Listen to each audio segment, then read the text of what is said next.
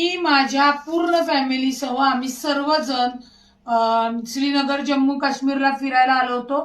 आजचा हल्ला झाल्यानंतर इथले पर्यटक प्रचंड घाबरलेले आहेत आणि आम्ही सर्वजण सुरक्षित आहोत, परंतु पर्यटक एवढे घाबरलेले आहेत की काही काही पर्यटक आजच आलेले आहेत, काही 2 वाजता पहलगामवरनं निघालेले आहेत आणि 2:30 वाजता ही घटना घडलेली आहे।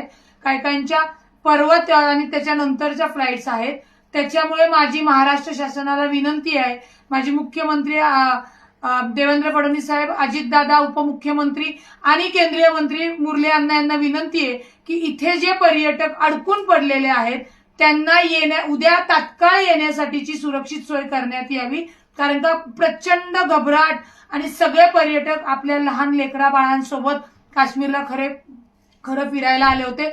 ही घटना म्हणजे काल आम्ही पहलगामला गेल्यानंतर आम्हाला असं कोणतंही वातावरण जी परिस्थिती वाटली नाही, परंतु आजची परिस्थिती ऐकून जेव्हा आम्ही गोंदाला म्हणजे गुलमर्गला होतो, गंडोलाला होतो, तेव्हा आम्हाला तातडीने सगळ्यांना तिथला परिसर रिकामा करायला लावला।